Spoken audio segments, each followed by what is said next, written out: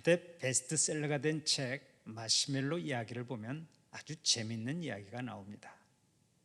마시멜로는 미국의 아이들이 좋아하는 과자의 일종입니다. 그냥 먹기도 하고 약한 불에 잠깐 구워서 먹기도 하는데 아이들이 아주 좋아하는 달콤한 과자입니다. 그런데 미국의 스탠포드 대학의 윌터 미셀 교수가 이 과자를 가지고 소위 말하는 마시멜로 실험을 했습니다. 4살짜리 아이들을 모아놓고 그 아이들을 대상으로 실험을 한 것입니다. 빈 방에 아이들을 하나씩 들어가게 하고 마시멜로 한 개를 책상 위에다가 딱 올려놓습니다. 그리고는 그 4살짜리 아이에게 설명합니다. 야, 이 마시멜로는 너의 것이다. 그런데 15분 동안 참고 이 마시멜로를 먹지 않으면 또 하나를 더 주겠다. 그러면 너는 마시멜로를 2개 먹게 되는 거야. 그러니까 지금 먹으면 하나 먹는 것이고 15분 후에 먹으면 2개 먹는 거야. 알겠지? 그렇게 설명을 해주고 그 방을 나와서 실험을 하는데 이 실험의 이름을 바로 만족유예라고 이름을 지었습니다. 만족유예, 만족함을 잠깐 유예하는 실험을 한다는 것입니다. 15분만 참으면 하나 더 준다는 것을 믿고 잘 견디면 마시멜로를 2개 먹으면서 만족할 수 있습니다. 그래서 만족유예라고 말하는 것입니다. 그러면 아이들이 이 시험을 어떻게 대처했겠습니까? 오늘 우리 성도들이 짐작하시겠지만 대부분의 아이들은 15분을 기다리지 못하고 다 먹어버렸습니다. 처음에는 만져보기도 하고 혀로 한번 핥아보기도 하다가 참지 못하고 그냥 먹어버리는 거예요. 600여 명의 어린 아이들을 상대로 실험을 했는데 대다수가 15분 안에 그 마시멜로를 먹어버렸습니다. 그런데 그 중에는 먹지 않은 아이들이 있었습니다. 끝까지 15분을 참고 마침내 마시멜로를 2개 먹은 아이들이 있었습니다. 그 10년이 지난 다음에 그 아이들을 추적해 보았더니 15분을 참고 인내하면서 먹지 않았던 아이들은 전부 다 우수한 학생들로 성장해 있더라는 보고가 있습니다. 내일을 위해서 오늘을 참고 다음을 위해서 지금을 참고 큰 성공을 위해서 오늘의 작은 수고를 견디는 자가 복을 받고 성공하는 것입니다. 그런데 이는 신앙생활에서도 마찬가지입니다. 천국을 바라보며 오늘의 시험을 잘 참고 견디는 사람은 마지막 날 생명의 멸류관을 받아쓰고 웃을 수 있는 것입니다. 그래서 야고보 사도는 오늘의 본문 12절을 통해서 이렇게 말씀합니다. 시험을 참는 자는 복이 있나니 이는 시련을 견뎌낸 자가 주께서 자기를 사랑하는 자들에게 약속하신 생명의 멸류관을 얻을 것이기 때문이라. 사랑하는 우리 성도들은 어떠한 시험이든 그 시험을 잘 견디고 이겨서 주님께서 약속하신 생명의 멸류관을 받아서는 믿음의 주인공들이 되시기를 바랍니다. 그런데 우리들 가운데 예수를 잘 믿는 사람에게는 일체 시험이 없어야 한다고 말하는 사람들이 있습니다. 시련이 없어야 예수 잘 믿는 것이고 시험을 당하면 어딘가 신앙생활에 문제가 있다고 생각합니다. 그래서 이렇게 기도합니다. 하나님 아버지, 우리의 자녀들이 그저 편안하게 해주세요. 무사태평하게 해주세요. 우리 집안이 만사형통하게 해주세요. 일체 문제가 없고 시련이 없게 해주세요. 그러나 야고보서 1장 2절을 보면 이렇게 말씀합니다. 여러 가지 시험을 만나거든 온전히 기쁘게 여기라. 여기서 시험을 시련으로 해석하기도 하는데 시련을 만나거든 온전히 기쁘게 여기라고 말씀합니다. 무슨 얘기입니까? 우리는 시험이 없어야 되고 시련이 없어야 된다고 생각을 하는데 성경은 있어야 된다고 말씀하는 것입니다. 성경 전체는 말합니다. 시련은 있어야 한다. 시험이 있어야 한다. 그렇다면 이게 얼마나 큰 모순입니까? 우리는 복이라고 하는 말을 많이 합니다. 특별히 연초가 되면 복 많이 받으세요 하고 인사를 하면서 복을 빌죠. 그러나 복이 되려면 복이라는 것이 있고 그 다음에 그 복을 받을 수 있는 복된 사람이 있어야 하는 것입니다. 복은 있는데 복된 사람이 없으면 아무런 소용이 없는 것이죠. 다시 말하면 복권은 당첨됐는데 복된 사람이 아니면 그 복권 때문에 망해버립니다. 그러니까 복이 되려면 반드시 시험을 통과해야 하는 것입니다. 특별히 지식이라고 하는 것도 그렇습니다. 우리는 지식이라고 하는 말을 많이 사용합니다. 또 많은 지식을 얻게 하려고 자녀들을 공부시키고 자식들에게 엄청난 투자를 합니다. 하지만 이스라엘 사람들은 지식을 생각하지 않습니다. 먼저 지혜를 생각합니다. 지식보다 중요한 것은 지혜이기 때문에 그렇습니다. 그런데 지식이 지혜로 바뀌려면 시험을 통과해야 합니다. 아무리 책을 많이 보고 공부를 했더라도 자기 사건에 부딪히는 시련을 통하지 않으면 그것이 지혜가 되지를 않습니다. 그러니까 지식이 지혜화되려면 시험을 당해야 합니다. 많은 사건을 겪어야 합니다. 거기서 지혜를 얻는 것입니다. 다음으로 시험에 대해서 갖는 또 하나의 오해는 자기를 제외시키려고 하는 것이 그것입니다. 남이 겪는 시련을 다 보면서도 자기는 예외가 되고 성경에 나오는 많은 시험과 시련을 알면서도 그것들과는 자기가 상관이 없는 줄 알고 있습니다. 그러다가 시험을 당하면 자신이 당하는 시험을 특별한 것이라고 생각을 하는데 이것이 문제죠. 시험은 나만 당하는 것이 아닙니다. 시험은 누구에게나 있고 그 질량도 똑같습니다. 흔히 젊은 사람들이 연애를 하다가 시련을 당하면 훌쩍훌쩍 울면서 하는 소리가 있습니다. 지금 나의 심정은 아무도 모를 거야. 이 참담한 마음을 누가 알겠는가? 그러나 모르긴 왜 모릅니까? 시련은 절대로 혼자서만 당하는 일이 아니기 때문에 그렇죠. 그런데 그럼에도 불구하고 자기만 특별히 시련 당하는 사람처럼 생각하면서 이를 점점 큰 파국으로 몰아가는 것이죠. 바로 이것이 문제입니다. 사실 시련의 아픔은 세상 사람이 다 겪는 것을 나도 겪을 뿐입니다. 그렇지 않습니까? 시련의 아픔을 겪지 않는 사람은 거의 없습니다. 내가 좋아한다고 해서 사람들이 다 나를 좋아하는 것은 아니지 않습니까? 그런데 그런 시련의 아픔을 겪는 사람은 자기 혼자만 세상에서 가장 큰 슬픔을 겪는 것으로 그렇게 착각하고 살아간단 말이에요. 그래서 문제가 되는 거예요. 시험은요, 누구에게나 보편적인 것입니다. 그 속에 내가 하나 끼어 있는 것에 지나지 않습니다. 누구에게나 어느 때나 어디서나 시험은 있는 것입니다. 그리고 시험에 대한 오해가 또 하나 있습니다. 그것은 죄를 지어서만 시험이 오는 줄 아는 것이 바로 그것입니다. 그래서 우리가 좀 어려운 일을 당하면 먼저 죄 때문이라고 생각을 합니다. 물론 죄야 있습니다. 죄 없는 사람이 어디 있습니까? 그런데 어려운 일을 당하면 꼭 벌받았다, 심판받았다, 죄 때문에 저렇게 어려운 일을 겪는 거야 하고 생각을 하는데 그것이 문제라는 것이죠. 하나님께서는 사랑하는 사람에게도 시련을 주시기 때문에 그렇습니다. 의인도 시험을 당하는 것입니다. 성경을 보면 욥기라고 하는 책이 있는데 욥기의 주제가 뭡니까? 의인의 고난입니다. 주제가 의인의 고난이에요. 욥은 계속된 고난을 당하면서 내가 왜 이런 고난을 당해야 합니까?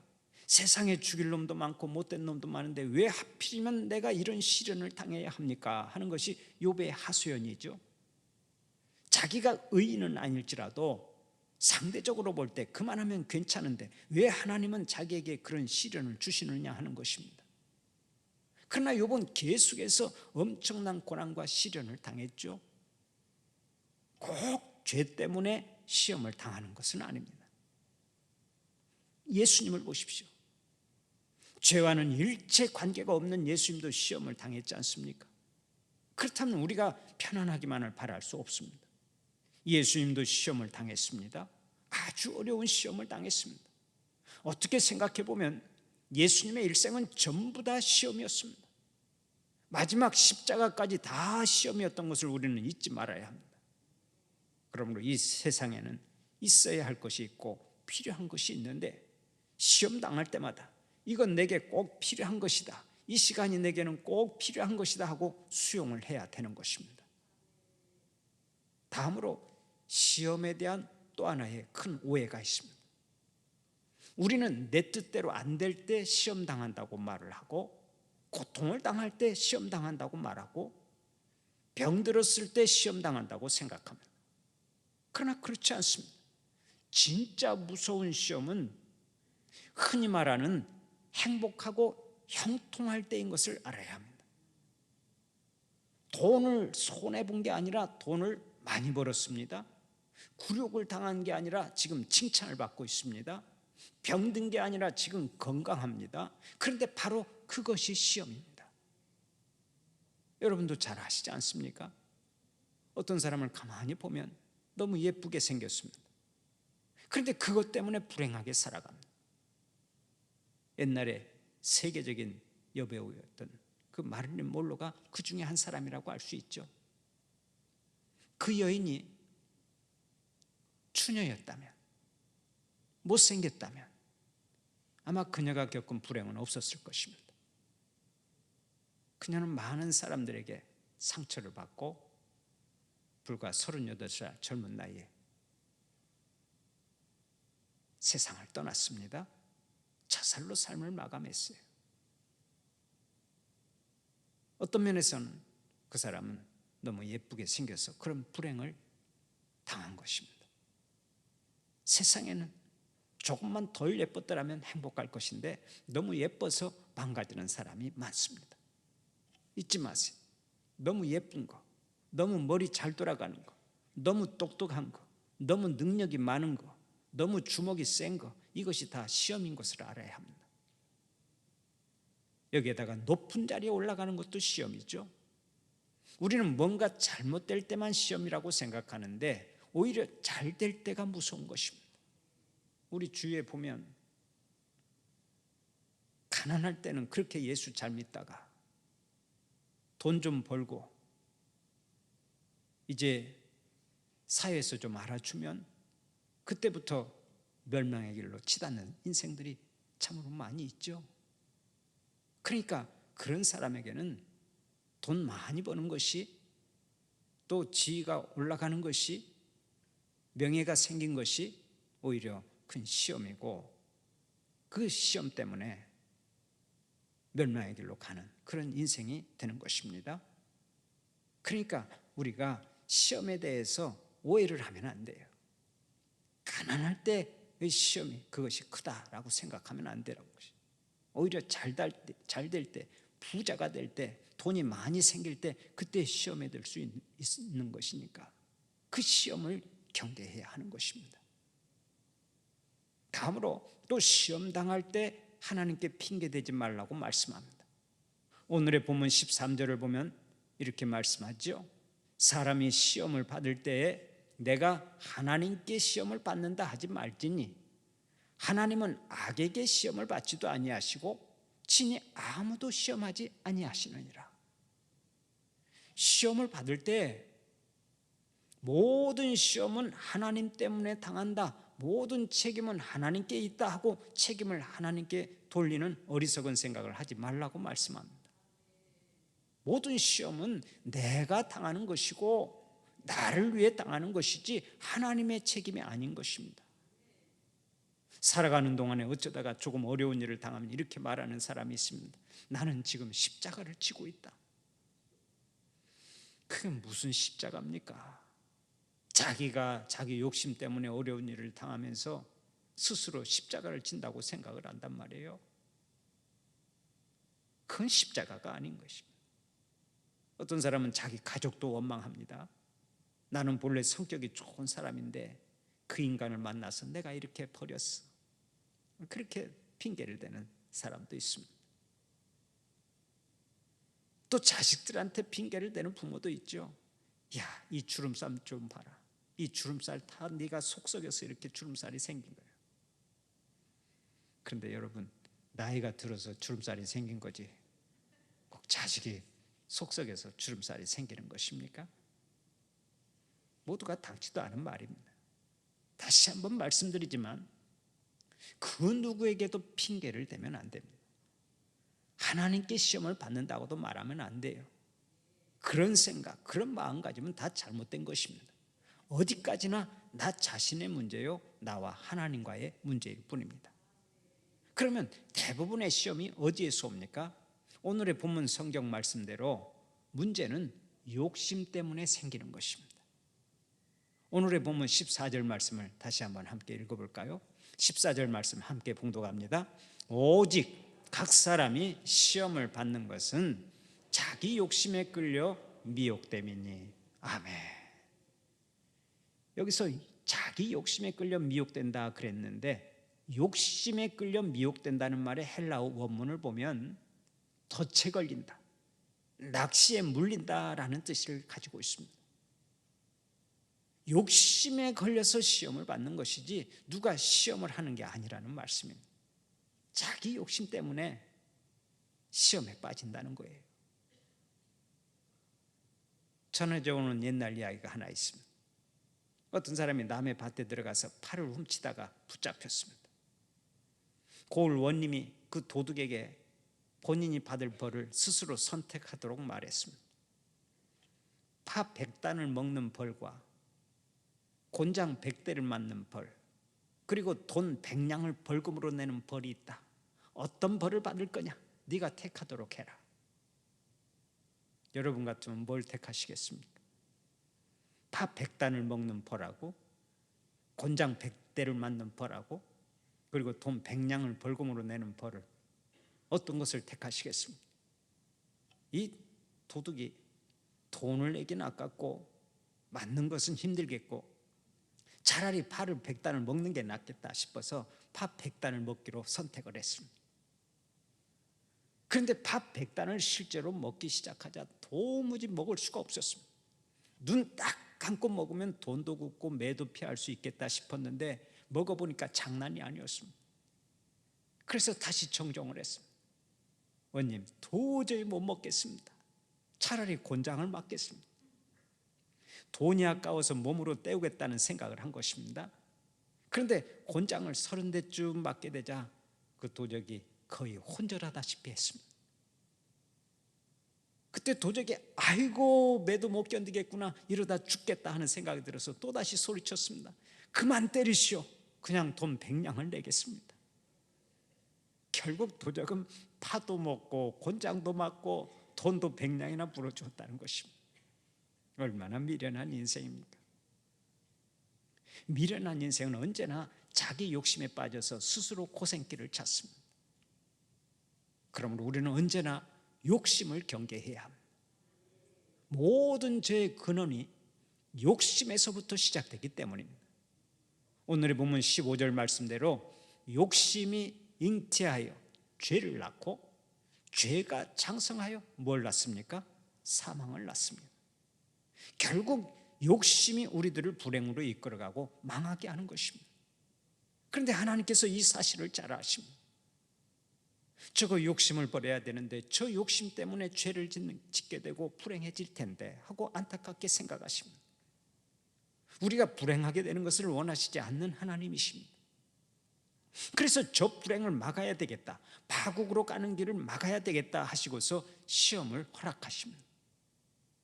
자녀의 문제든지 질병의 문제든지 사업의 문제든지 그 어떤 모양으로든 어려운 일이 생깁니다. 그러나 그것이 우리가 볼 때는 시험이지만 하나님의 편에서 보면 우리를 사랑하시는 사랑의 표시입니다.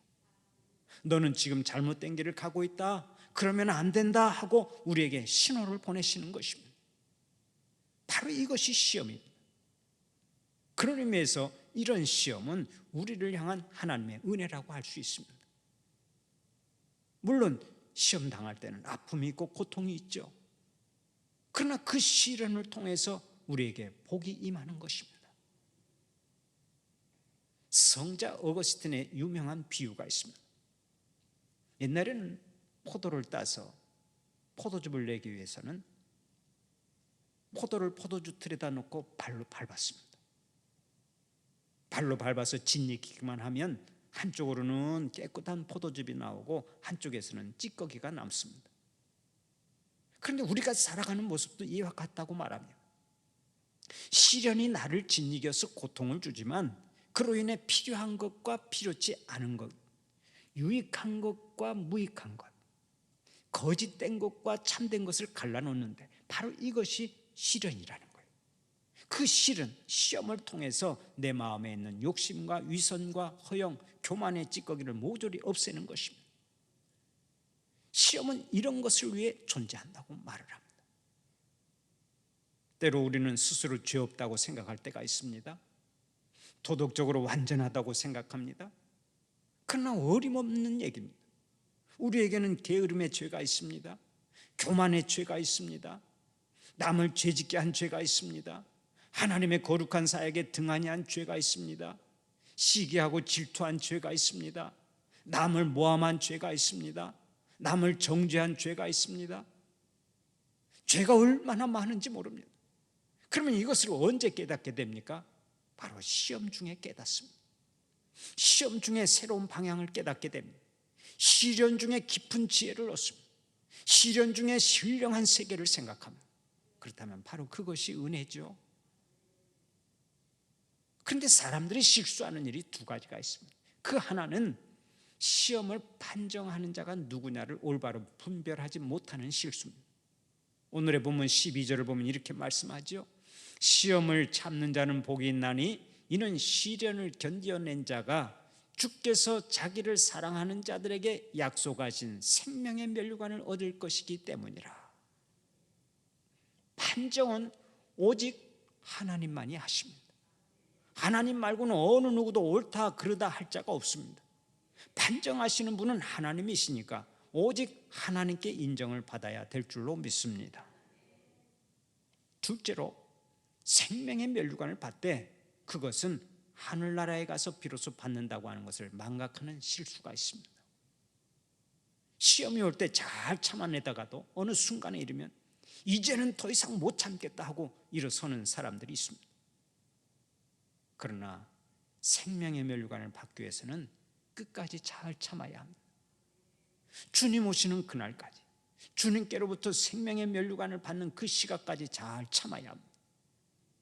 예수님께서 겟세마네 동산을 내려오실 때 가룟 유다가 찾아와 예수님 앞에서 선생님 안녕하십니까 하고 키스하며 인사를 하죠. 예수님을 팔아먹기 위해서, 은전 30냥이 예수님을 팔아먹기 위해서 가증한 키스를 합니다. 얼마나 기가 막힌 모습입니까? 그런데 그런 배신자, 그런 형편없는 제자 가룟 유다를 우리 주님께서는 끝까지 잘 참으셨죠. 또 베드로가 참지 못하고 칼을 휘둘렀을 때도 예수님께서는 이렇게 말씀하셨습니다. 베드로야, 그것까지도 참으라. 얼마나 귀한 말씀입니까? 참아내야 합니다. 주님께서 생명의 면류관을 주시는 그 순간까지 우리는 참아내야 합니다. 잊지 마십시오. 우리가 사는 세상에는 항상 시험이 있습니다. 세상을 떠나는 마지막 순간까지 모든 시험에서 이기고 시험을 축복으로 바꾸는 여러분들이 되시기를 바랍니다. 유여습이라고 하는 목사님에게 한 여자 비서가 있었습니다. 그런데 어느 날 그 비서의 남편이 사고를 당해서 실명을 하게 된 채 사경을 헤매고 있었습니다. 거기에다 그 여자도 많은 시험을 당하고 고생을 했습니다. 그때 딱하고 답답한 마음에 목사님이 그 비서를 위로했습니다. 나는 당신과 당신의 가정을 위해 기도하고 있습니다. 그래서 비서가 물었습니다. 목사님, 뭐라고 기도하십니까? 목사님이 대답했습니다. 하나님께서 은총을 주시어서 당신의 고난을 명쾌해 달라고 기도하고 있습니다. 그러자 그 비서는 이렇게 말하더랍니다. 목사님, 그렇게 기도하지 마십시오. 저는 이 시련을 통해서 하나님이 내게 주시는 은혜를 다 받으려고 합니다. 끝까지 참고 견디어서 그 은혜를 받아내야 되겠습니다. 그러니 목사님, 제가 그 복을 받아냄으로써 오늘 당하는 이 고난이 헛된 고난으로 끝나지 않게 해달라고 기도해 주시기를 바랍니다. 그 비서가 오히려 목사님을 향해서 설교를 했고 목사님은 큰 은혜를 받았다는 일화가 있습니다. 시험은 당하는 것이 아니라 이기는 것입니다. 잡는 것이 아니라 극복하는 것입니다. 손해보는 것이 아니라 유익한 것입니다. 약하게 하는 것이 아니라 강하게 하는 것입니다. 사랑하는 우리 성도들은 시련, 곧 시험을 잘 극복해서 시련이 주는 복을 충만히 누리고 마지막 날 주님 앞에서 생명의 멸관을 받아 쓰는 주님의 종들이 되시기를 간절히 축원합니다.